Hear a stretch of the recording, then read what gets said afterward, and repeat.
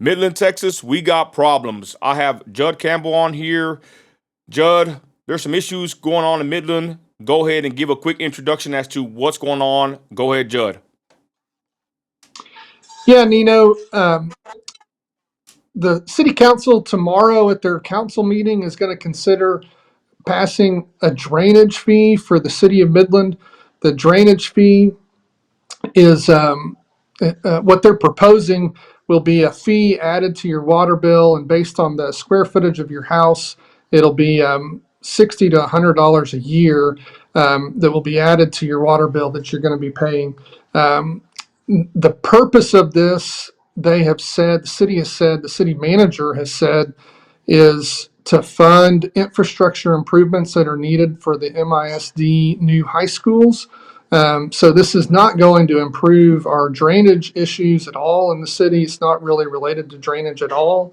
It is explicitly, he says, in the words of the city manager, this is 100% related to the MISD bond projects. So that's what it is. It's on the agenda for tomorrow. They call this a fee, Nino. It's really a tax. The way this is being assessed is it's tiered. Not to get into too many details, but based on the square footage of your house, basically it's going to be a flat fee that you're going to be paying. It works the same way that a property tax would work, except that it's being assessed on your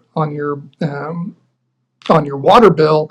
And so the things, that normal protections that we might have built into our taxes, one, that limits how much you can raise them. Two, that provides for some exemptions and other credits and that sort of thing.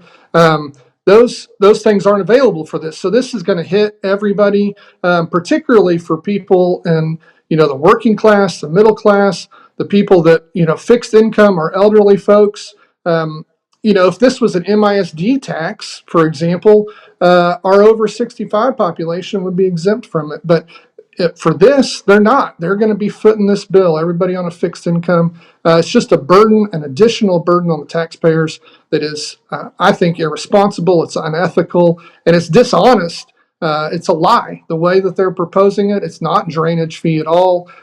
It's something else entirely, and I don't like it all the way that they're doing it.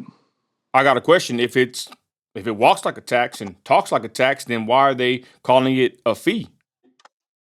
Well, that's a great question. If this was a property tax, what they've said is that they need to raise about $4.5 million for the next 3 years to pay for these infrastructure improvements. If they passed that $4.5 million as a property tax, if they added that to the property taxes, then one of the things that's built into the property tax law is there's a limit on how much city council can raise property taxes without going to a vote of the people. If they added this $4.5 million to our tax rolls, then this would have to go to a vote of the people. We would be voting on this tax increase. But by calling it a fee, by running it through your water bill, which is a terrible way to go about it, but it also means that we don't get a say in it. And so city council can vote on it, and the people don't get to vote on it. So, can a family save more money on this fee every month if they use less water? Is it tied into your water bill? So it's on your water bill, but there's nothing you can do to get out of it. So it doesn't matter how much water you use. It doesn't matter how much trash you have. It doesn't matter how much sewer you're flushing down the toilet. It doesn't matter. None of that actually matters. It is a flat fee. That's why I say it operates just like a tax. It's really a tax. I mean, there's no other, you can call it a fee and put it on the water bill, call it a fee. But this is a tax. It's a tax on the residents of Midland, and like I said, it's unethical. And there are rules around how drainage fees are supposed to work. There's a local ordinance, a city ordinance. There's also a state ordinance on how these work. Drainage fees are to be segregated from the rest of the funds of the government, and they're only to be used for drainage-related projects. So my belief is that in using this as infrastructure, they're violating certainly the spirit of that law. The argument that the city is making is that when you improve streets and infrastructure, that is drainage related improvements. And so that falls under drainage. But to me, it's really a misleading, it's a dishonest way to present it. And it's not right. How It's much? not good for Midland either. How much is it total? So what they have said they need to do, what they've agreed to pay MISD is about $18.5 million over the next 3 years. The city manager has said that they've been able to find some funds available to reduce that number. They've been able to pass on some fees to the school district. And so what they need now is something around $13.5 million. And so that $13.5 million over 3 years is about $4.5 million a year is what they're looking at raising. I actually haven't heard anything about how much this fee is going to generate. Is it going to generate $4.5 million or is it going to generate $10 million? I have no idea. The city hasn't said what that is. And so, and beyond that, the city, this is a permanent fee, right? This is going to go on Yeah. your water bill. There is no end date. And so once this 3 years is up, we, we got to count on the city council to come back and say, okay, we made that payment, so now let's take it back off. I think the likelihood that that happens is zero. And this is going to be a permanent fee. It's a really sneaky way for them to add this burden to the taxpayers. It's going to be there forever. And it's just not right. What is the exact connection with the MISD bond projects? Can you just break that down on more simple terms? You bet. So MISD passed a bond to build primarily it was for two new high schools. It's a $1.4 billion bond. And so they passed that a couple of years ago. Though where those high schools are going to be, the streets that are there are not sufficient to handle what the increased traffic is going to be. And so the city has determined that they're going to have to build more roads, expand the capacity of the roads to be able to accommodate these new schools. And so earlier in last year, late summer last year, the city agreed to pay MISD $18 million approximately to cover the cost of the road improvements, the expansion of the roads around those new high schools, for them to be able to be where they think they need to be for the increased traffic demands of the new high schools. So I got a question. Was the public informed about these charges when they voted on the bond, which, the MISD bond, I think was a bunch of lies that were pushed out there in propaganda. They said they were going to raise our tax rate. That's a damn lie. But did the voters know about this? Did they just pop up out of nowhere? What did the voters know about this when the MISD bond was in the works? Well, that's a great question. So it was pretty obvious to a lot of people that this was going to be an issue where the new high schools are. It doesn't take rocket science to figure out that you're going to need to do something about the roads in those areas. So those questions were asked. I was one of many that was asking questions about how that was going to be paid for.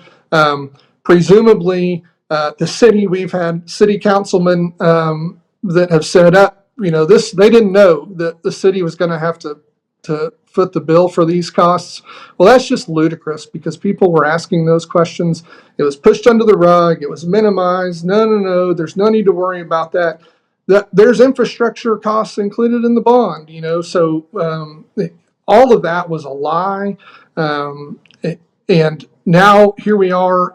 This has come to the city. If we had leadership at the city, frankly, Nino, this could have been really handled differently from the get-go. When the bond went through, if we had leadership in the city that said, hey, this is something that you're going to need to factor into the bond. Don't expect that the city's going to come, foot the bill for these additional costs. And when we had some negotiating power and we could have been able to do something like that. Last summer, when this came to a vote, the city and MISD were going through negotiations on this. If we had good leadership at that point in time, where we could have said, hey, look, this is a responsibility of MISD, and put the burden on MISD to fund this. This, we're talking about $18 million on a $1.4 billion bond. This is a drop in the bucket. And when I say $1.4 billion, when you're bonding that out, with interest and everything, that's really more like $3 billion. It's just a ludicrous amount of money. And so to suggest that they can't move something around in the MISD budget to be able to accommodate this, really is what needs to happen. Especially, there's any number of factors. Look, our enrollment numbers are not trending the way it was looking a couple of years ago. Thank you, Trump, for shutting down the illegal immigrants that are coming in, that undoubtedly was funneling a lot of the students that were, causing the supposed demand for these new high schools. We're not seeing that now. So the likelihood is that we're probably going to overbuild these high schools for what we really need. So look, we could, again, if we had leadership in place that could manage this, then we would be in a completely different place as a city. We wouldn't be facing this. Well, I'm going to ask you, but this is really more for the viewers. But I'm going to say this: if this wasn't known or whatever, who dropped the ball, and why are the taxpayers paying for this mistake? Well, city leadership dropped the ball. We could certainly put some blame on MISD. MISD was dishonest in how they portrayed this bond and what the ramifications were going to be. But our city leaders had an opportunity to be upfront, open, communicate what the consequences were going to be, that these things were going to need to be addressed. And all of that was done. It was either ignored, none of it was communicated to the public, even though you had public asking the questions, lots of people asking the questions. We have leadership that just doesn't respect the citizens of Midland. And so if, this is what you end up with. When you don't respect the citizens, then you don't care. You don't make those communications. And then it comes to passing on additional costs. Well, we've got citizens that are going to pay for that. That's, our leadership failed us all the way around. And I can attest to that. They tried to arrest me last time at the meetings. I go there and raise a ruckus a lot of times. They don't care. They don't listen. I know a lot of this, but I'm trying to do this interview for people can be informed. I'm just asking these questions just to, flow through. And at the end of this, I'm going to give my real rough and rugged take on all this. But I got to ask you about the commercial cost. Landlords, will they pass that through? Because we know some people, they own property. They're concerned about this.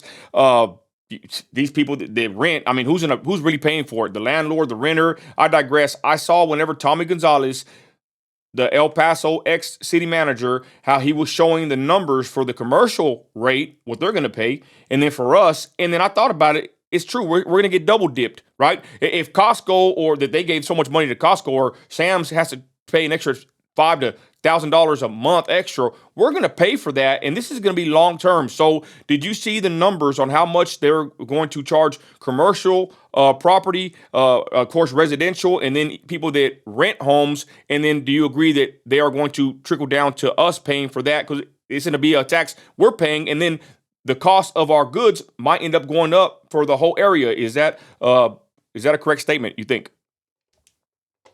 This is going to increase cost of living in Midland for everybody. This is the issue that, we have talked about over and over again. The cost of living in Midland is through the roof. It's unnecessarily so, because we have leadership that just doesn't care about that. And so the rates that are going to be imposed on the commercial businesses is going to be significantly higher even than what you're seeing on the residences. But of course, who pays those fees, right? Businesses don't pay it. They have to pass those costs on to the consumer. So when you go to the store, part of your cost of those products that you buy is going to be paying for this fee. As for renters, this is going to be assessed on the water bill. One of the questions that has been unanswered to me is exactly how that will be passed on. So, for an apartment complex, often those apartment complexes aren't metered by unit. And so the fees are going to be passed on from the apartment complex to each of to the renters. That very well could be at the highest rate possible because the apartment complex square footage is going to be at the highest rate possible. And at the same time, you're going to have other rental properties that are metered to the rental property, and those people are going to be paying those costs directly. Landlords are going to be stuck in the middle where they're going to be likely looking at passing those on too, because at some point, who's going to pay those bills, right? And it's going to be the citizens of Midland. And this is just it's an unethical way to go about doing it. It's a dishonest way to go about doing it. And it's an unnecessary burden on our taxpayers. We don't need to be asking our taxpayers to pay anything else, Nino. We have the money. The funds are available in the budget. We have funds available. We have a rainy day fund that is significantly more than what it needs to be. The mayor has said just recently that we have 204 days of funds in reserve, what a rainy day fund in reserve there at the city. Recommended that you have about 90 to 120 days. We're over that, almost double though that is. That's $50 million that we have available that could help with this over the next 3 years. Certainly, we would be in a good place to be able to do that.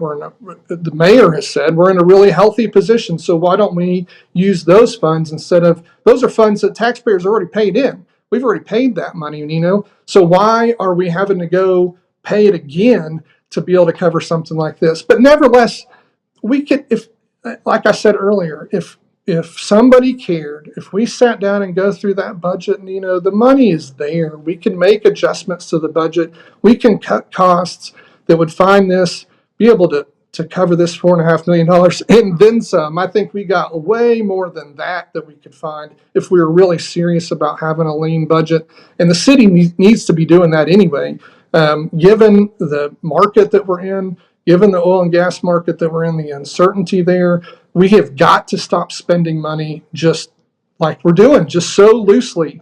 We can't do that, and this is the consequence of it. It comes to the taxpayers. The taxpayers are the ones that carry that. Citizens of Midland are the ones that are carrying that burden, and we just can't keep doing it.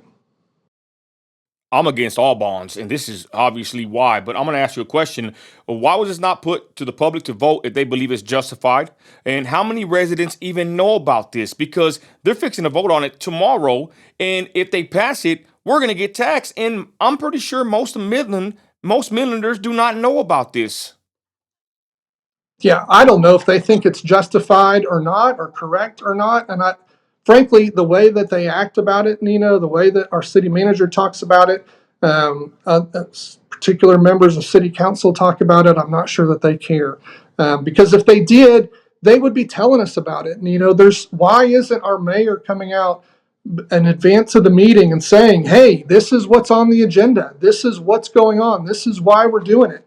Nothing. We have crickets coming from City Hall telling the citizens about what's going on. And you're exactly right. So many people in Midland don't even know that this is happening, and they're going to be shocked when they get their February water bill, and it's there's this extra fee added on there, and that's terrible. It's just terrible. It's disrespectful. Like I said, I don't know how else to say it. It's disrespectful to the citizens. It's dishonest. It's unethical. It's all of those things. We shouldn't be doing it. And we're pissed off. A lot of us are upset. We're watching this. Do you support, getting rid of this completely? What is your overall thoughts? How do we fix this? How do we remedy this? What is the actual solution for this problem? Well, the money's there, and we need to not raise taxes. We need to be focused on managing the budget, managing the spending, when I say that, I mean cut the spending. Don't spend all this money. We don't need to be doing that. And we can do that without sacrificing the services that we have going on, because we just need somebody that cares about about taking care and respecting the taxpayer dollars. And if we did that, then we wouldn't be faced with these issues. We would be able to take care of things and not be increasing the burden. We would have a much more affordable Midland. And that's what we need to be focused on. We don't have City Hall that's focused on that. We have a city manager that, frankly, is looking for more and more ways to spend. And I couldn't agree more.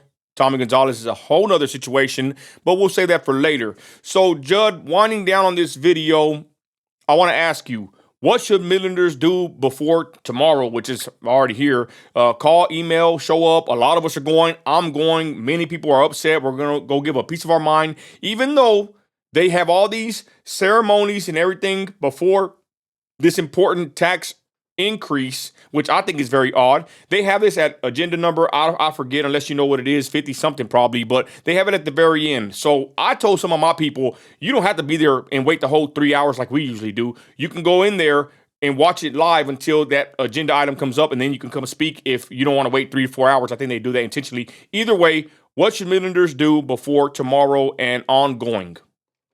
Well, I think the best thing you can do is email your city councilman and mayor. They need to hear from the citizens. They need to know that people are concerned about this, that we're paying attention, and that we don't want this burden on us. And so the best way to do that is to communicate that ahead of the meeting. And so if you're hearing this on Monday night and you can get that email sent off so they can see it before they walk into that meeting, I think that's really good. They need to walk in knowing that people are not happy about this. Then, if you can be there tomorrow, 10 o'clock is when the meeting starts, like Nino said. Look, sometimes those meetings go really long. Tomorrow is, this is agenda item 31, I believe, out of 36. It is at the end of the meeting, but hopefully this one is one that's not going to go so long. So we'll see how that goes. But certainly watch it online if you can watch it, so you can see how the meeting's going and then make it to City Hall in time for this meeting. If you want to speak, it's great to have people go and you get an opportunity to speak to the council and tell them right there at the meeting how you feel about it. If you're not comfortable doing that, you're not sure you want to do that, show up anyway. If you're there, your presence matters. They see that. And so that's important. If we can have a bunch of people there, that speaks volumes. We want that. So those are the things. That's what I'd suggest, is that's how you can make the biggest impact. And I would add, join our group, Defend Midland. Watch me live stream it. A lot of us are going out there. I'm going to say this. John Norman is my district rep, District 2, Southside Midland, Southeast. I emailed him a couple days ago, no response. Robin Poole responded.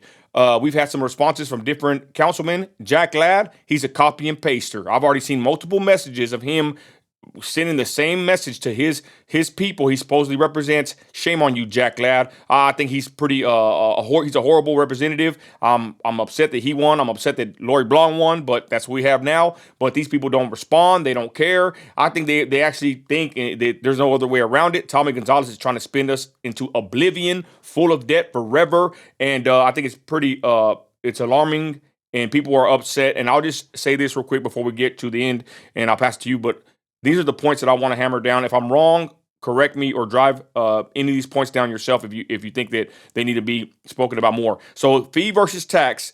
This is not usage based. It's not a real utility fee. It's MISD tied. It's tied to the MISD bond.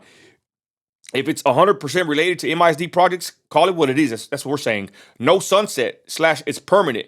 Temporary problem, permanent bill. It's administration bloat. New program, new overhead, more government, simply. Pass-through pain. Commercial fees become higher prices for everybody. We're getting double dipped here, y'all. Costco, Walmart, everyone's going to pay thousands. I saw the numbers Tommy Gonzalez had over there. They're going to pay thousands extra a month, and we're going to pay more for that. Pass-through pain. I already said that one. Reserves exist in Judd talked about that.